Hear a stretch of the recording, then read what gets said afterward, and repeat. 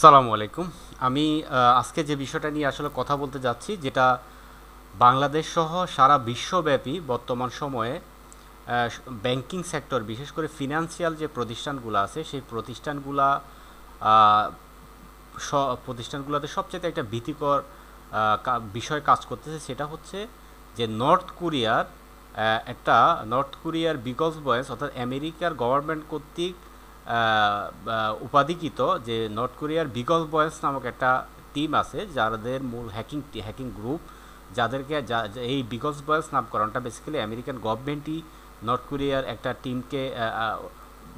নামকরণ দিয়েছেন। যে তারা নাকি হচ্ছে ফার্স্ট ক্যাশ 2.0 নামে একটা মেলওয়্যার, এই মেলওয়্যারের মাধ্যমে বাংলাদেশ সহ টোটাল 41টা কান্ট্রিতে যে ফিনান্সিয়াল যে প্রতিষ্ঠান, বিশেষ করে ব্যাংকের উপরে সেটার অ্যাটাক করে, ব্যাংকের বিশেষ টার্গেট হচ্ছে যে সুইফট সার্ভার, ব্যাংকের হচ্ছে এটিএম, পস, এই বিষয়গুলোকে টার্গেটেড করে তারা হচ্ছে যে আপনার এখান থেকে অর্থ হাতিয়ে নেওয়ার বিশাল একটা পরিকল্পনা করতেছে। এবং এটা 2015 সাল থেকে এই পরিকল্পনা চলে আসতেছে 2020 সাল পর্যন্ত। তো টোটাল এই বিষয়টা নিয়ে আজকে আমি আলোচনা করব যে আসলে এটার কতটুকু যৌক্তিকতা, বা এটা আসলে কি আদৌ কি হচ্ছে না হচ্ছে, এই বিষয়গুলো আসলে আমি জাস্ট একটু ক্লিয়ার করব। আমি যে ওয়েবসাইটটা এখানে ওপেন করছি, এটা হচ্ছে সিসা, অর্থাৎ security and infrastructure security agency, যেটা হচ্ছে সংক্ষেপে সিসা, তাদের একটা ওয়েবসাইট। তারা বিশেষ করে অর্থাৎ সিসা, ট্রেজারি, এফবিআই এবং সাইবার কমান্ডো নামে এরা যৌথভাবে ইউএস গভর্নমেন্টের সাথে একটা পার্টনারশিপে কাজ করে, এবং তারা যৌথভাবে কাজ করেই একটা অ্যালার্ট বা একটা হচ্ছে আপনার রিপোর্ট সাবমিট করেন, যেটা ওয়ার্ল্ড ওয়াইড এটা সাড়া ফেলে দিয়েছে অলরেডি। তো আমি যদি ইন ডিটেলস এটা সম্পর্কে একটু আলোচনা করি, সেটা হচ্ছে যে এটাকে তারা বলতেছে অ্যালার্ট AA20-239A, অর্থাৎ যে ভাইরাসটার নাম বলতেছে মেলওয়্যার ভাইরাস, সেটা হচ্ছে ফার্স্ট ক্যাশ 2.0, এবং যেটা নর্থ কোরিয়ার যে টিমটাকে নামকরণ করা হয়েছে বিগল বয়েস রবিং ব্যাংকস। আচ্ছা, এটা সামারিটা যদি সম্পর্কে যদি একটু বলি, যেখানে সিসা অর্থাৎ cyber security and infrastructure security agency, সংক্ষেপে CISA, treasury, FBI and cyber commando, এরা যৌথভাবে ইউএস গভর্নমেন্টের সাথে, অর্থাৎ ওয়ার্কিং উইথ ইউএস গভর্নমেন্ট পার্টনারশিপে কাজ করতেছে। এবং এরা বিশেষ করে আইডেন্টিফাই করে যে একটা মেলওয়্যার আইডেন্টিফাই এবং ইন্ডিকেট করে একটা যে মেলওয়্যার, যেটা নর্থ কোরিয়া তারা তারা হচ্ছে যে এটার মাধ্যমে বিভিন্ন ব্যাংকে,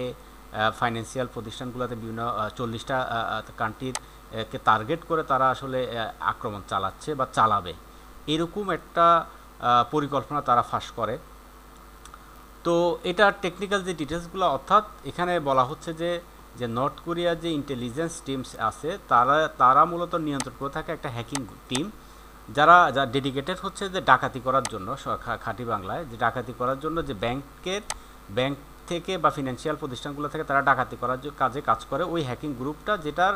পৃষ্ঠপোষকতা বা যেটা পুরোপুরি নিয়ন্ত্রণ করে থাকে হচ্ছে নর্থ কোরিয়ার ইন্টেলিজেন্স আপনার গোয়েন্দা সংস্থা যেটা,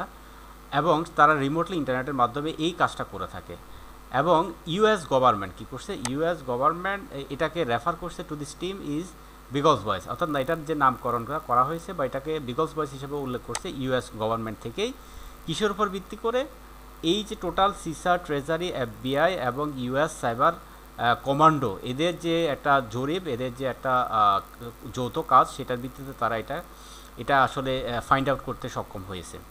এবং নর্থ কোরিয়া, যেহেতু আপনারা জানেন যে নর্থ কোরিয়া সারা ওয়ার্ল্ডে বর্তমানে ওরা অর্থনৈতিক একটা আপনার বিধিনিষেধের মধ্য দিয়ে যাচ্ছে, যার কারণে তাদের যে চলমান যে আপনার নিউক্লিয়ার এবং ব্যালিস্টিক মিসাইলের যে প্রজেক্টগুলো আছে, সেই প্রজেক্টগুলো তারা চলমান রাখার জন্য, এবং অর্থ সংকটটা যে আছে এবং সেটা থেকে যেন আরও উত্তরণ হতে পারে, এই জন্য তারা আসলে উঠে পড়ে লাগছে বিশ্বের বিভিন্ন রাষ্ট্র থেকে আসলে হ্যাকিংয়ের মাধ্যমে হলো যেন তারা তাদের অর্থ যোগানটা নিতে পারে। তো এখানে বলা হচ্ছে যে টেকনিক্যাল ডিটেলসে আরও বলা হচ্ছে যে যে বিগস বয়েস যে প্রচেষ্টা চালাইছে চুরি করার জন্য, অর্থাৎ 2 মিলিয়ন বার তারা আসলে প্রচেষ্টা চালাইছে। এবং এছাড়া 2018 সালে তারা আফ্রিকা যে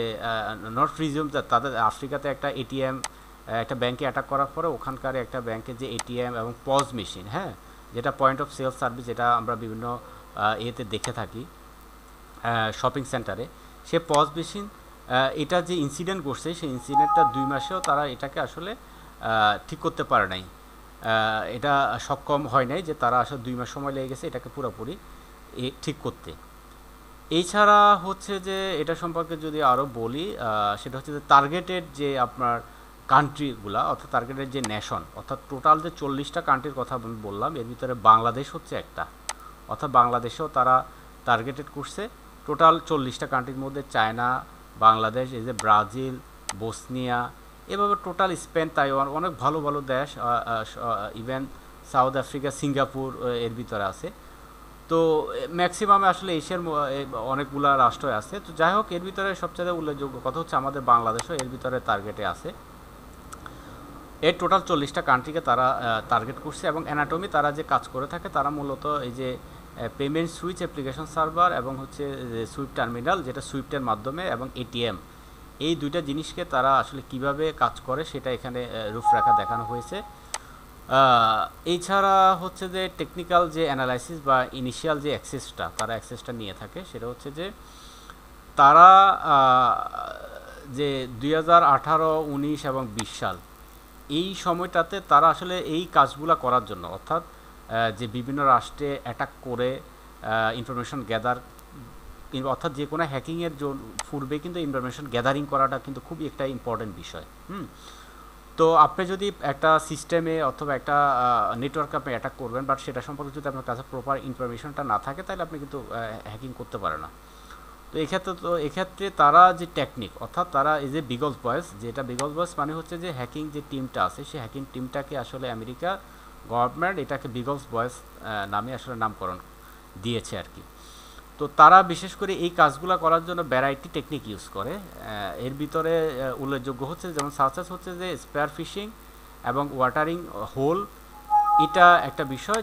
যেটার মাধ্যমে তারা হচ্ছে যে আসলে এনাবল করে ইনিশিয়াল যে অ্যাক্সেসটা। এছাড়াও তারা 2018, 19 এবং 20-এ তারা বিগলস বয়েস কী করছে, ডেমনস্ট্রেট করছে যে সোশ্যাল ইঞ্জিনিয়ারিংয়ের মাধ্যমে, জব অ্যাপ্লিকেশন মাধ্যমে এবং হচ্ছে ফিশিং অ্যাটাক, এইগুলোর মাধ্যমেই তারা আসলে ইউজ করে যে ফলোয়িং দ্য পাবলিক অ্যাভেলেবল, অর্থাৎ মেলিশিয়াল যে ফাইলগুলো আছে সেই পাবলিক মেলিশিয়াল ফাইলগুলো। তো এখানে বলে রাখা ভালো যে সোশ্যাল ইঞ্জিনিয়ারিংটা হচ্ছে সেটা হচ্ছে একটা টেকনিক বা একটা কৌশল, যেটার মাধ্যমে, অর্থাৎ কৌশলের মাধ্যমে কোনো ব্যক্তি থেকে তার ইনফরমেশনটা, কাঙ্ক্ষিত ইনফরমেশনটা তার থেকে আসলে বের করে নিয়ে আসা, এটাই হচ্ছে সোশ্যাল ইঞ্জিনিয়ারিং সহজ কথায়। এছাড়া হচ্ছে ফিশিংটা আপনাকে লোভনীয় অনেক কিছু দেখাবে, লোভনীয় একটা বলবে আপনি লটারি পেয়েছেন, এই পেয়েছেন, সেই পেয়েছেন ইত্যাদির মাধ্যমে আপনাকে একটা সাইডে রিডাইরেক্ট করে সেখানে আপনাকে সাইন আপ করানো, অথবা আপনার অনেকগুলো ফিল্ড আপনার ইনফরমেশন ফিল আপ করে সেই তথ্যগুলো নিয়ে নেওয়া। পাশাপাশি হচ্ছে জব অ্যাপ্লিকেশন, অর্থাৎ জব অ্যাপ্লিকেশনে আমরা যখনই যারা জবের জন্য আসলে ক্যান্ডিডেট বা চাকরি বাকরি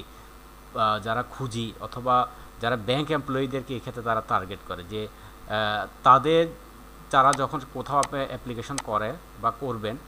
তখন হচ্ছে যে কি আপনার জবের সেটা সিবিতে তো থাকে না এমন কিছু নাই, সকল ইনফরমেশন আপনার সম্পর্কে বিস্তারিত থাকে। তার মানে কি, একটা জব অ্যাপ্লিকেশন থেকে আপনার সম্পর্কে ইন ডিটেলস অনেক কিছু কিন্তু নিয়ে নেওয়া যায়। সো এক্ষেত্রে একটা বিষয় হচ্ছে যে আমরা সোশ্যাল মিডিয়াতে অথবা লিঙ্কডইনে আমরা যতটুকু পারি আসলে পার্সোনাল ইনফরমেশনগুলোকে আসলে হাইড রাখার চেষ্টা করব। বিশেষ করে যারা ফিনান্সিয়াল ব্যাংকে কাজ করে থাকেন তারা তাদের ব্যক্তিগত ইনফরমেশনগুলোকে আসলে অন্যের হাতে তুলে দিচ্ছেন বা সোশ্যাল মিডিয়াতে দিচ্ছেন, মানে অন্যের হাতে আপনি আসলে তুলে দিচ্ছেন। সো এক্ষেত্রে সোশ্যাল ইঞ্জিনিয়ারিং, জব অ্যাপ্লিকেশন এবং ফিশিং এই বিষয়গুলোর মাধ্যমেই তারা আসলে মূলত ইনফরমেশনগুলো গ্যাদার করে থাকে। এবং বিভিন্ন লেজিটিমেট ছাড়া, ওয়েবসাইট ছাড়া যে বিভিন্ন ওয়েবসাইটগুলো আছে সেই ওয়েবসাইট থেকে যারা সফটওয়্যার ডাউনলোড করে অথবা বিভিন্ন করে তাদেরকে আসলে টার্গেটেড করে এই বিভিন্ন ম্যালিশিয়াস ফাইলগুলোকে ডাউনলোড করে কম্পিউটারটা নিয়ন্ত্রণ নিয়ে থাকে। এটা হচ্ছে আসলে তারা যেভাবে কাজ করে আজকে আমি খুব সংক্ষেপে আলোচনা করতেছি। এখন এক্ষেত্রে মূল বিষয়টা হচ্ছে যে আসলে বিগলস বয়েস বা যে ভাইরাসটা আমরা যেটাকে নামকরণ করতেছি হচ্ছে ফার্স্ট ক্যাশ 2.0, এবং যে হ্যাকিং গ্রুপটা সেটাকে বলা হচ্ছে বিগলস বয়েস। তো ফার্স্ট ক্যাশ 2.0 এটা হচ্ছে একটা মেলওয়্যার, আর বিগলস বয়েস হচ্ছে এটা একটা টিম, হ্যাকিং টিম। এটা হচ্ছে একটা নর্থ কোরিয়ার টিম, যাদের মূল কাজই হচ্ছে ফিনান্সিয়াল প্রতিষ্ঠানগুলোকে অ্যাটাক করে তাদের সুইফট এবং হচ্ছে যে এটিএম বা পজ মেশিন মাধ্যমে তারা তাদের মেগা পরিমাণ অথবা কাঙ্ক্ষিত পরিমাণ যে টাকা, সেটা যতটুকু সম্ভব হয় তারা টাকাটা ট্রান্সফার বা চুরি করে নেয়া, হ্যাকিং করে নেয়া, এটা হচ্ছে আসলে এই মূল বিষয়টা। এখন বলা হচ্ছে যে এটার জন্য যে 40টা কান্ট্রি তো অবশ্যই সিলেক্টেড, এছাড়া অনেক অন্য কান্ট্রিও থাকতে পারে, বাট এই 40টা কান্ট্রিকে তারা বেছে নিয়েছে যে ইজিলি এদের অথবা টেকনোলজি বা ম্যান পাওয়ার বা ওইরকম এদের আইটি সিস্টেমের ক্যাপাবল লোক বা এদের রিকমেন্ডেশন যে অর্গানাইজেশনের যে সেটিং, সেই বিষয়গুলো না থাকতে পারে। তো অনেকগুলো বিষয় চিন্তাধারা করে তারা বেছে নিয়েছে। এখন এই বিষয়গুলা আসলে আমরা যারা হচ্ছে যারা ব্যাংক অথবা যে কোনো টেকনোলজি নিয়ে প্রতিষ্ঠানে কাজ করে বা ফাইন্যান্সিয়াল প্রতিষ্ঠানগুলো, তাদের জন্য এই সমস্যা সমাধানের নিমিত্তে তারা কিছু রিকমেন্ডেশনও দিছে। রিকমেন্ডেশন ফর অল অর্গানাইজেশন, সকল অর্গানাইজেশনের জন্য নিম্নে তারা একটা লিস্ট দিছে, যেখানে 15 থেকে 16টা আইটেম মানে পয়েন্ট আকারে বলা হয়েছে পয়েন্ট, যেখানে এই বিষয়গুলো যদি আপনার প্রতিষ্ঠানে যদি মিনিমাম যদি অন্তত এগুলা যদি ফুলফিল থাকে, তাহলে আপনি অন্তত সিকিউর আছেন। হ্যাঁ, এই বিষয়গুলো যদি একটু বলি, যে যেখানে বলা হয়েছে maintain up to date antivirus signature and engine, অর্থাৎ অবশ্যই অ্যান্টিভাইরাসটা আপডেট থাকতে হবে, সিগনেচার সিস্টেম এবং ইঞ্জিনগুলা। হ্যাঁ, তারপরে keep operating system patch up to date, আমরা যারা উইন্ডোজ 7 উইন্ডোজ 10 যারা ইউজ করে, বিশেষ করে এখন উইন্ডোজ 10টা, এটার প্যাচ সব অলওয়েজ আপডেটেড রাখতে হবে উইন্ডোজটা। তারপরে বলতেছে যে ডিসেবল রাখতে হবে ফাইল এবং প্রিন্টার শেয়ারিং সার্ভিসেস, কারণ আমরা তো ম্যাক্সিমামই হচ্ছে প্রিন্টার শেয়ার দিয়ে থাকে, ফাইল বা ফোল্ডারগুলোকে আসলে শেয়ারে দিয়ে থাকে, এই জিনিসটাকে অফ করতে বলা হয়েছে। এবং যদি রিকোয়ার্ড হয় এই সার্ভিসটা, if this service R required হয়, তাহলে অবশ্যই স্ট্রং পাসওয়ার্ড অথবা অ্যাক্টিভ ডিরেক্টরির অথেন্টিকেশনটা এক্ষেত্রে থাকতে হবে। এছাড়া আরেকটা পয়েন্ট বলতেছে যে রেস্ট্রিক্ট রাখতে হবে ইউজার অ্যাবিলিটিটা to install run unwanted software application, অর্থাৎ রেস্ট্রিক্টেড, অর্থাৎ কোনো ইউজার যদি আপনার নেটওয়ার্কের যে ইউজারগুলো থাকবে বা অ্যাক্টিভ ডিরেক্টরির যে ইউজারগুলো থাকবে, তারা যেন নিজের খেয়াল খুশি মতো কোনো সফটওয়্যার সেট দিতে না পারে, এই বিষয়গুলোকে এনশিওর করতে হবে। এবং do not add user to local administrator group unless required, local ইউজারকে কখনো অ্যাডমিনিস্ট্রেটর ইউজার হিসেবে এদেরকে কোনো পারমিশন দেওয়া যাবে না। ওকে, এরপর হচ্ছে এনফোর্স করতে হবে একটা strong password policy and required regular password, অর্থাৎ আপনার যারা অ্যাক্টিভ ডিরেক্টরি আছে অথবা কম্পিউটারের সিস্টেমে প্রতি 15 দিন অথবা 1 মাস পর পর পাসওয়ার্ডটা যেন চেঞ্জ করে নেয়, এবং পাসওয়ার্ডের একটা পলিসি রাখতে হবে। এক্সারসাইজ করতে হবে কি exercise caution when opening email attachment, even if the attachment is expected and sender affairs to be no, অর্থাৎ যার ইমেলে তো আমাদের অসংখ্য অথবা যারা কর্পোরেট জব করেন বা যেখানে জব করেন না কেন, আপনারা প্রত্যেক দিনে আসলে অনেকগুলো মেইল আসলে হ্যান্ডেল করতে হয়। তো এক্ষেত্রে আপনার পরিচিত লোক যে হোক, আপনাকে কাছে যখন মেইল আসবে উইথ অ্যাটাচমেন্ট, তো সেই অ্যাটাচমেন্টটা ওপেন করার আগে অবশ্যই সেই অ্যাটাচমেন্টটা বুঝে শুনে সেই অ্যাটাচমেন্টটা আসলে ওপেন করে নেবে। এরপরে বলতেছে যে অ্যানাবল করতে হবে personal firewall on agency workstation configuration unsolicited connection request, অর্থাৎ একটা ফায়ারওয়াল থাকবে যেখানে হচ্ছে যেটা ডিনাই করবে অযাচিত যে কানেকশন রিকোয়েস্টগুলো, হ্যাঁ, সেগুলোকে তারা ব্লক করে দিবে। ডিসেবল করতে হবে unnecessary service on agency work station and server বা সার্ভিসে যতগুলো অপ্রয়োজনীয় সার্ভিস আছে এগুলা আসলে ডিসেবল রাখতে হবে। যেমন আপনার সার্ভার বা ওয়ার্ক স্টেশনকে তারপর যে পোর্ট থাকে অথবা আপনার বিভিন্ন লিঙ্ক থাকে, এগুলোকে আসলে ডিসেবল রাখতে হবে। স্ক্যান ফর অ্যান্ড রিমুভ করতে হবে সাসপিসিয়াস ইমেল অ্যাটাচমেন্ট, এনশিওর করতে হবে যে scan attachment is true file type, অর্থাৎ আপনার যখন মেইলে ফাইল আসবে অ্যাটাচমেন্ট আসবে, এই জিনিসগুলোকে আসলে দেখতে হবে যে এটা যে ফাইল টাইপটা আছে সেটা আসলে কতটুকু আসলে লেজিটিমেট। যেমন ডক একটা ফাইল, কিন্তু ডক না হয়ে এটা অন্য একটা এক্সটেনশনের আপনার একটা ডকুমেন্ট কেউ ফাইল পাঠানোর কথা, বাট আপনাকে অন্য একটা ফাইল পাঠালো, দেখে ফাইলটা আপনাকে বুঝে নিতে হবে যে এটা এমএস ওয়ার্ড, এক্সেল না পিডিএফ। এর বাইরে তো অফিসিয়ালি আর কোনো ফাইল আসার কথা না, তাহলে এটা তো দেখলেই বোঝা যায় যে এমএস ওয়ার্ড এক্সেল ফাইলে যে লগোটা আমরা সেটা সবাই জানি। অন্য কোনো ফাইল যদি দেখেন তাহলে সেক্ষেত্রে সেটা ওপেন না করাটা শ্রেয় আর কি, সেটাই বলতে চাচ্ছে। মনিটর করতে হবে ইউজার যে ওয়েব ব্রাউজিং হ্যাবিটগুলো এবং রেস্ট্রিক্ট করতে হবে access site with unfavourable content, অর্থাৎ আপনার যে ব্রাউজার আমরা যারা ব্রাউজিং করবে ইউজাররা সেটাকে মনিটরিং করতে হবে এবং অ্যাক্সেস করতে হবে আনএবল যে আনফেভারেবল যে কন্টেন্টগুলো আছে সেগুলো যেন তারা ব্রাউজ করতে না পারে। তারপরে যেটা বলতেছে এক্সারসাইজ করতে হবে কিউশন হয় ইউজিং রিমুভেবল মিডিয়া, বিশেষ করে যেমন ইউএসবি ড্রাইভ এবং এক্সটার্নাল ড্রাইভ সিডি, এই জাতীয় বিষয়গুলোর উপর আসলে এক্সারসাইজ বা রেস্ট্রিকশন দিয়ে দিতে হবে। এগুলো যেন ইউএসবি প্যান ড্রাইভ ওই কম্পিউটারে যেন ইজিলি না ঢুকায়, বা সিডি ড্রাইভ অথবা এক্সটার্নাল ড্রাইভ যারা যেটা ইউজ করা থাকেন এগুলোর উপর একটা রেস্ট্রিকশন দিয়ে দিতে হবে। স্ক্যান করতে হবে সকল software download from the internet before or execution, অর্থাৎ আপনি যেই সফটওয়্যারই